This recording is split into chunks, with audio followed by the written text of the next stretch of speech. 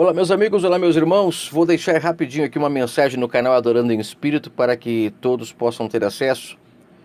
Uma mensagem curta, mas muito forte, e quem entender poderá crescer um pouco mais no conhecimento de Cristo, tirando todo o ferimento que o sistema colocou em nossa mente, trazendo para nós ensinamentos que não era para ser para nós, porque nós que somos gentios, nós devemos viver a graça que foi dada através do Filho do nosso eterno Criador, que veio ao mundo para nos alertar e nos trazer uma liberdade, nos comprar de escravos para filhos, como Paulo o tempo todo fala em suas cartas. Aqueles que são escravos, eles ficam debaixo dos seus senhores, né?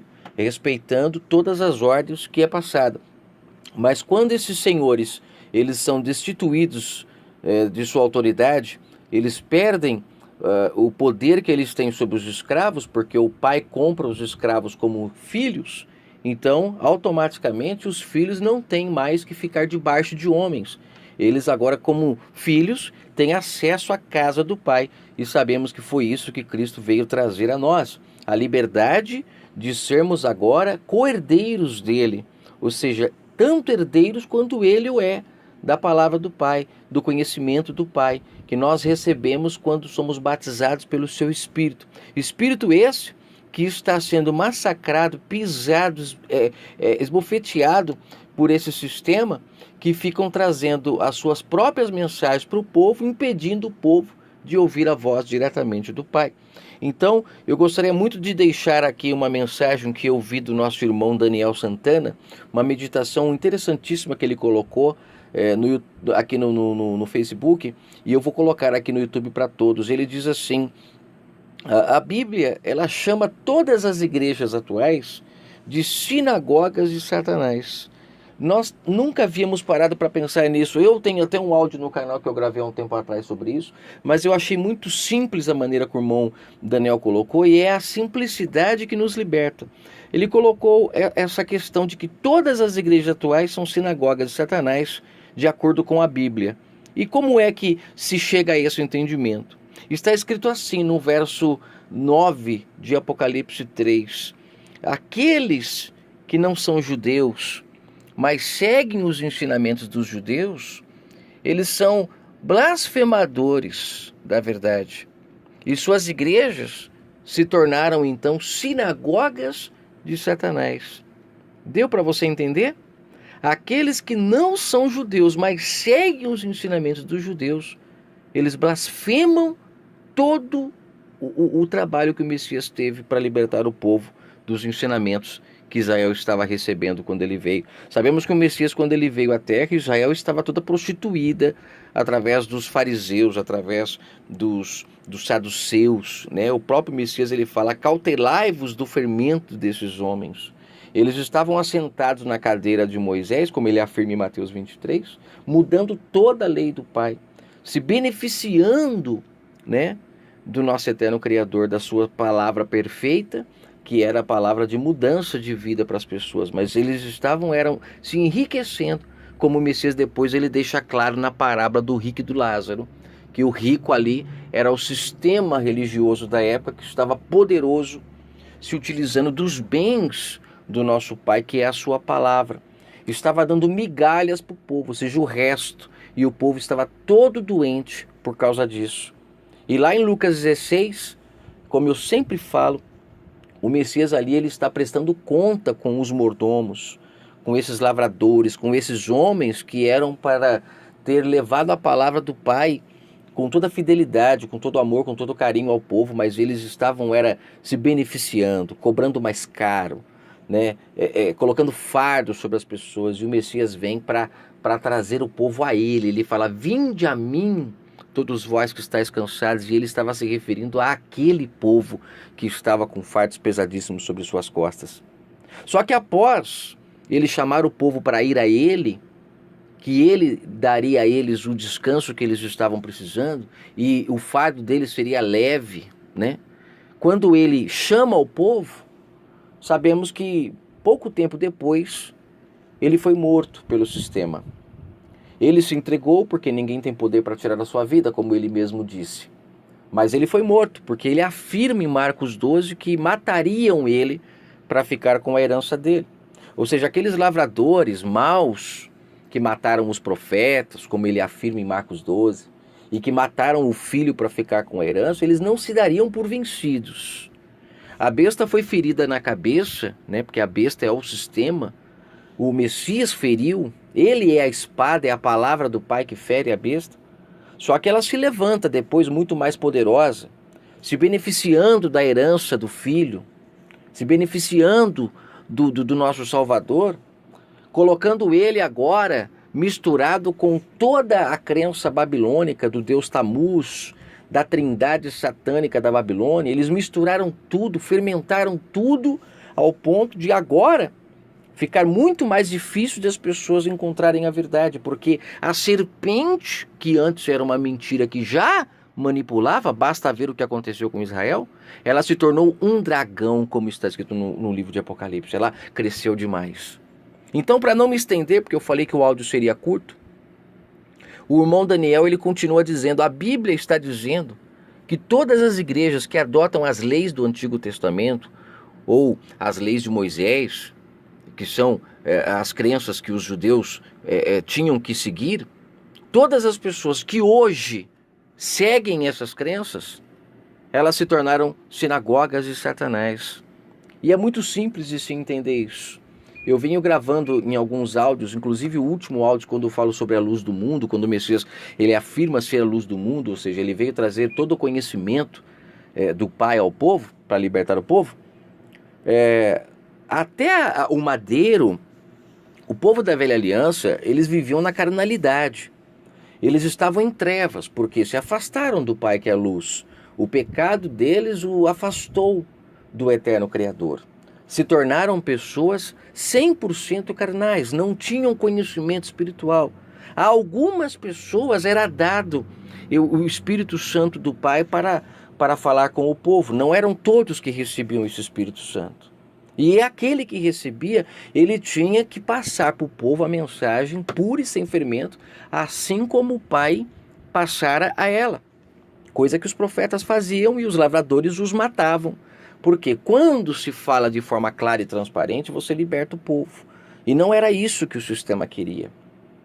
Então, quando a gente entende que até o madeiro tudo era carnal, a gente entende o porquê que existia a lei na pedra, por que existiam, né, os mandamentos, por que existiam ali as leis de Moisés, que muitas pessoas falam mal sem até entender que toda lei ela tem os seus artigos de lei para que ela não seja uma lei injusta, né? Como, por exemplo, se alguém for pego fazendo alguma coisa, tem que ter 2 ou 3 testemunhas para que se possa provar que de fato a pessoa estava no engano. Então, assim, os artigos de lei que foi dado ali para que Moisés, como juiz, porque foi dada essa autoridade a ele exercesse sobre o povo para que o povo não se perdesse, porque o povo era carnal e precisava disso.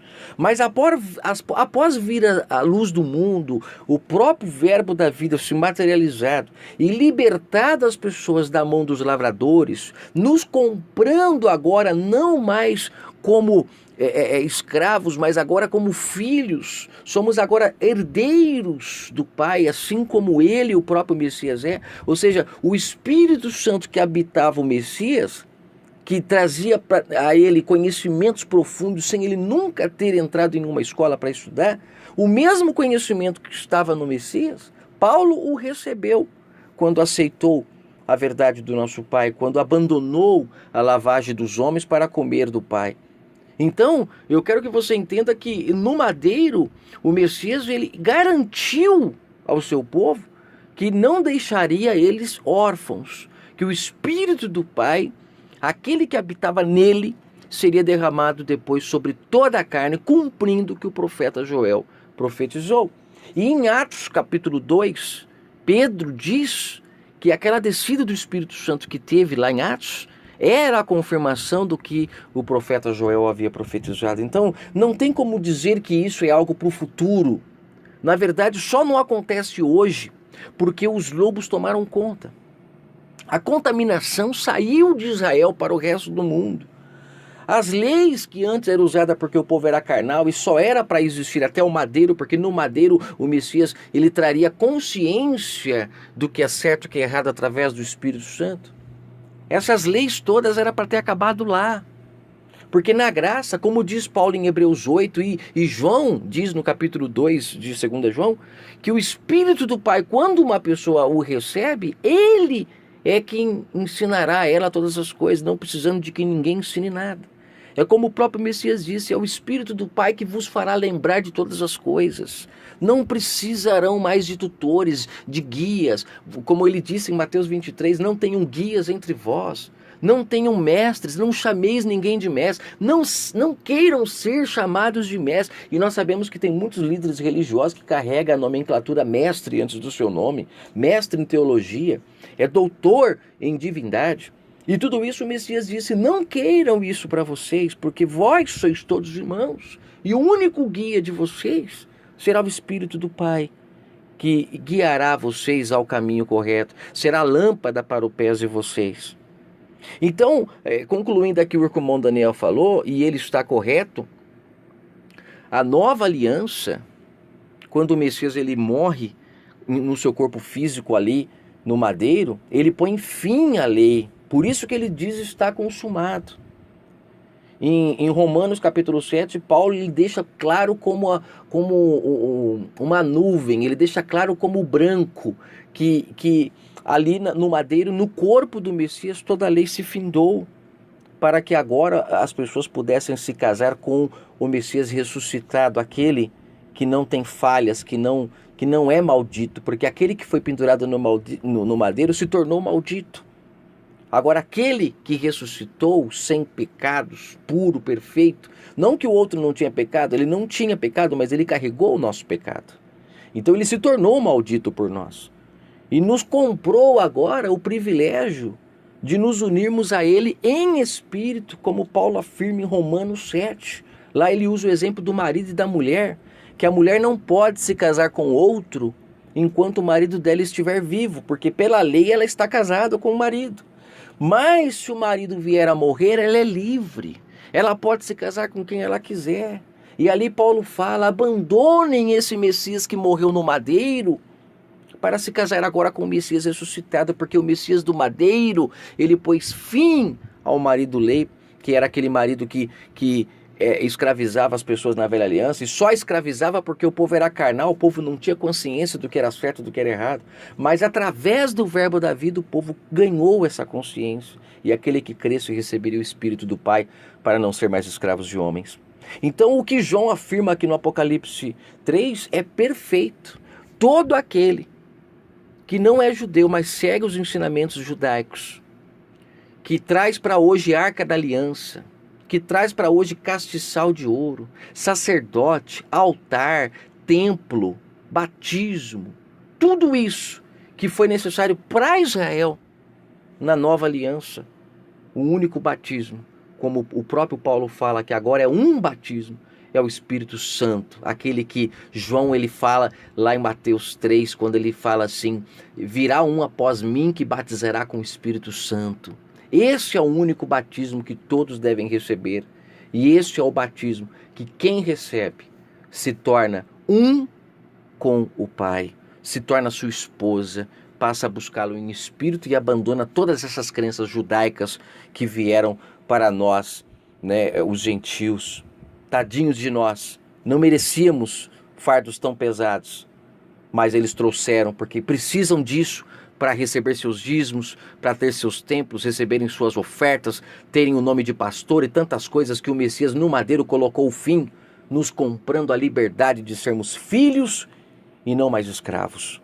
Que o Pai abençoe a sua vida, que o Pai fale ao seu coração e que você possa se libertar de todo ensinamento judaico para viver a graça do Pai, entendendo que o Espírito Santo que em você habita, deixe ele falar com você.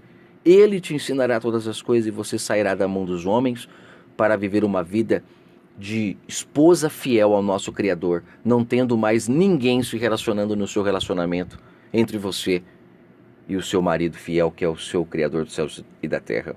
Tá bom? Que o Pai abençoe a sua vida e até a próxima mensagem. Para quem falou que não ia gravar tão cedo, o Pai realmente me animou muito rápido. Por quê? Porque Ele tem pressa para libertar as pessoas desse sistema. Porque a cada dia que passa, quanto mais pessoas se libertam, mais a Babilônia vai perdendo o seu poder.